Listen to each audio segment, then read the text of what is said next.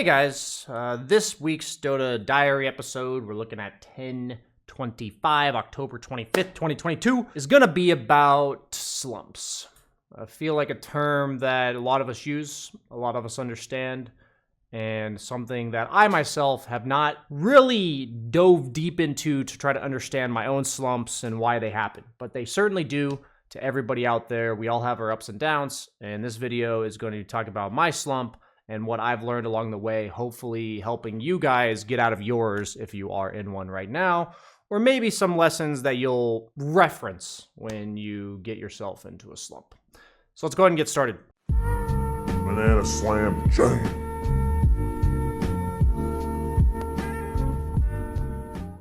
So I talk about the idea of slumps, right? And just so we're on the same page, slumps are when, you feel like you're underperforming.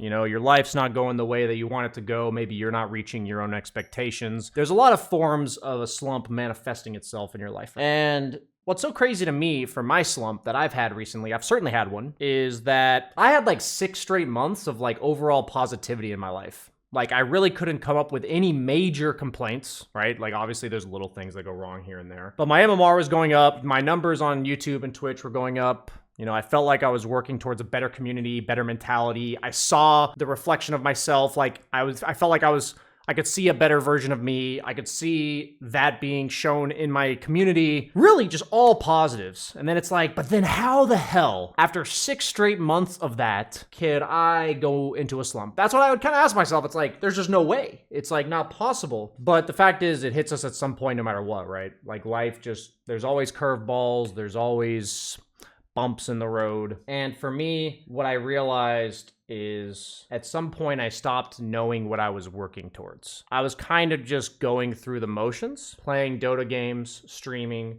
creating YouTube content, but I didn't have like a specific goal in mind. And when I realized, I had to ask myself, like, what am I doing? Like, why am I doing what I'm doing? The only thing I could come up with that I was doing in terms of an actual goal was trying to get 10K MMR. But that's not an actionable goal. There's a big difference between having your goal be 10K MMR or having goals that are smaller, more digestible, that will gain you MMR if you achieve them. You don't know how much, but you will be a better player if you achieve these goals.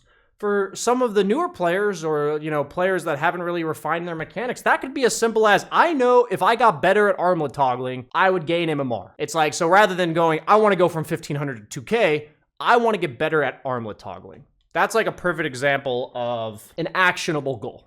Just so we're on the same page. And I realized that I'm also making a goal that's kind of out of my control in the short term. A lot of us, you lose sight of things day to day. A lot of things happen over the course of many days going into a slump, but it builds up day by day. So if you think about your MMR, it's not really something you can control on a daily basis. It's something where if you played really well one day, you could still lose MMR. And there's some days where you play really poorly and you'll gain MMR. But even though MMR is accurate, I fully believe that, and over time it is an indication of your likelihood of winning, if you base your goal off of something that day to day is not controllable by only you and solely you, you're bound to go way up, way down in terms of your mood, your attitude, your mentality. You're kind of leaving it up to chance to have like 3 or 4 bad days in a row and hitting a slump, kind of like I did. And usually that 3 to 4 days in a row, if you let it get to you like I did, will lead to more days in a row than 3 or 4.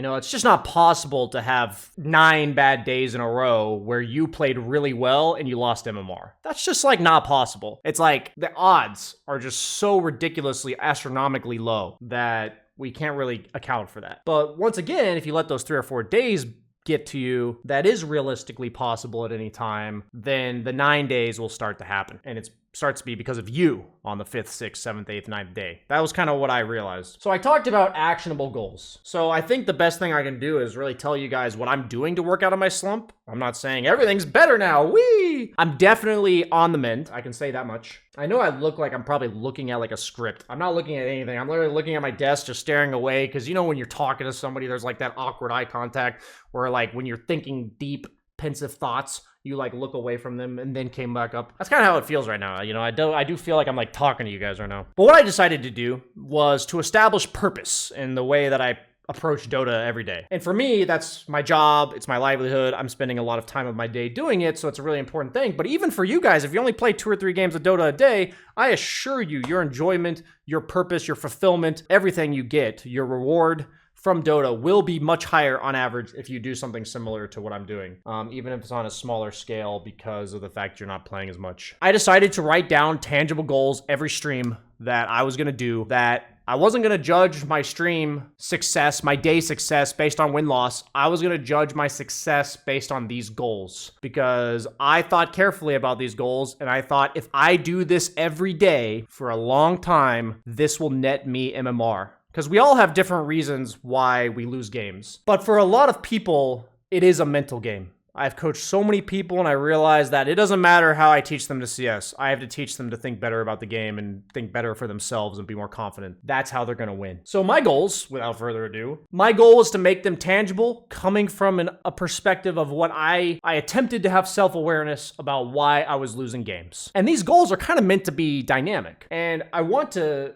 write these goals down. I have a little journal here, a little note to self journal, that I want to have priorities. So my goal was to have 3 at all times. And so my first 3 goals that I wrote down were to do a brief recap of every game after I played, only talking about how I played. Not talking about teammates doing right or wrong, simply saying, I think I could have done this better. I think I did this well. Basically giving myself either a pat on the back for the things I did right or a little reminder of the things I did wrong. Make sure I have closure moving on to the next game so I don't forget the lessons that I might have learned during the game. The next thing is to have a starting screen and an ending screen where I have an introduction to my stream. I say hi to my viewers and I have a closing thoughts of the day where I say goodbye to my viewers. I feel like sometimes it's really easy to rage and just leave. Just end a conversation, end what you're doing, and just abruptly walk away. And that's another idea of having no closure to my stream. So I thought that was a really important one. And then my third goal was to say one positive thing in team chat at the start of the game. I do think that's a pretty OP strategy, but I also think it's difficult for some of us introverts especially to maintain. But what happened was over the course of playing, I ran into some other issues. I was doing these things and I started winning 55%, 60% of my games, absolutely. And it wasn't even about, I don't even want to say it's about winning. Let's ignore the fact that I started kind of winning. I just enjoyed Dota way more. I was way more content with losing. I was way happier in general because my degree of success was based on something I knew I could control. If I do these things, thumbs up. If I don't, thumbs down. And I don't care about my teammates. I don't care about anything else in my life. I can choose to do these things. But I realized there were a few things that came up that made me lose that were more urgent to address than these. So I left the brief recap. That was really important. And I thought the starting screen and ending screen was something that was an important goal and I'll still do it, but I don't have to worry about it as much. So I kind of removed that as a goal in the sense that I can do it without worrying about my other 3 goals because the 3 goals were really focused on gameplay. So I removed the goal of say one positive thing in team chat at the start of the game. Not because I didn't think it was important, but because there were more urgent pressing matters. What happened was that for whatever reason, when my teammates started playing poorly, I started trying to coach them. I've talked about this a lot, and I don't know if I've ever said it in a YouTube video, is you can't coach people in the middle of a game.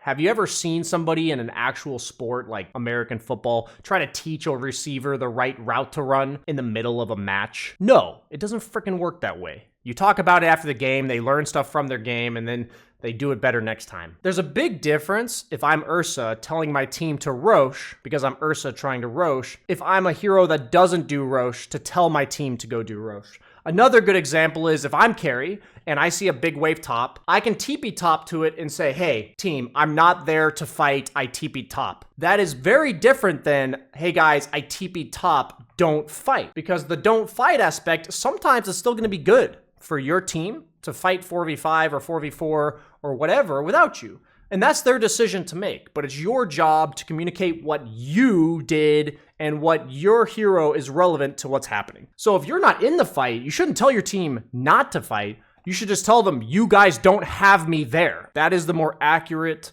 the more helpful to your team. And if they choose to fight anyway, if they choose to flame you, saying you stupid TP, you just got to mute those people. Let's just leave it at that. I'm telling you, this is the much better way to communicate. It's much better for your sanity, and you'll be much better at focusing on your own game. So I made that a huge note. I said, do not coach your team. Focus on playing your own game properly and communicating from your own perspective. That was like, that's been probably the biggest game changer for me in the last like 3 days. I only added that like 3 days ago, and man, my games are so much more freaking peaceful. It is so much more peaceful, man. Like, I don't know how to say this, but it's like, if you know you're supposed to only communicate your hero's perspective and you see your teammates doing dumb shit, kind of just accept it. But if you try to like coach them and teach them how to play in the middle and then they do dumb shit, I feel like you're kind of like, you take it as like a slight on yourself. You take it as like an insult that they ignored you. And it's like, if I say I TP top, I can't fight, and they choose to fight anyway, it's like, that was their choice. I didn't tell them to do it one way or the other. That was their call. You know, that's their MMR, not mine. So I added that one. And then the fifth one was that I realized, or the new third one, was that I realized that I was assigning respect to players purely based on MMR. And I noticed that whenever I got flamed by a much higher MMR player, or even just slightly higher, I would lose confidence in myself and I would proceed to play worse. And even though I knew in my heart of hearts that I'm supposed to mute that guy because he's not helping me play better and I want to win, that I would leave higher players who flamed me unmuted, such that I'm like, I have to respect this guy's view of the game. Just because they're higher MMR than you doesn't mean they're better at communicating, doesn't mean whatever they're going to say is help you be a better player. It doesn't mean it's going to help you win the game. So what I basically said was to myself is how I assign respect needs to be carefully thought through. And it can't just be as simple as this guy's higher MMR than me. I respect this guy. And the reason why respect is so important is if you respect somebody and they critique you or they command you in some way, you're going to pay more attention to it. You're going to respect it more. You're going to acknowledge it more. And if you respect somebody and you quote unquote like disappoint them, that should matter to you a lot more than if you don't respect somebody and you're quote unquote disappointing them. It's like, who gives a crap?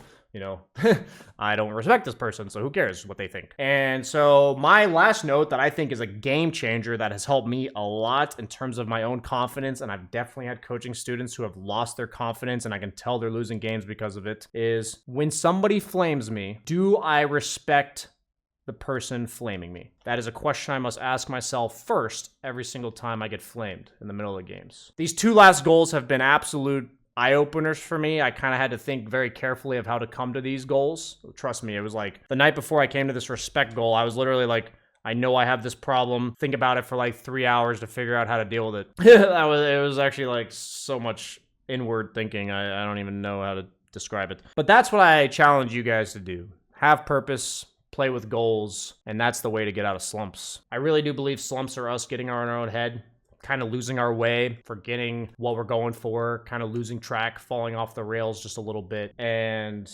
unless you guys do the right things, just like I did, where I'm not going to do it, I didn't do the right thing for like 2 weeks, I don't feel like you're ever going to get yourself back on track. You know, you kind of just slowly but surely slip into madness and down a deep rabbit hole that never ends.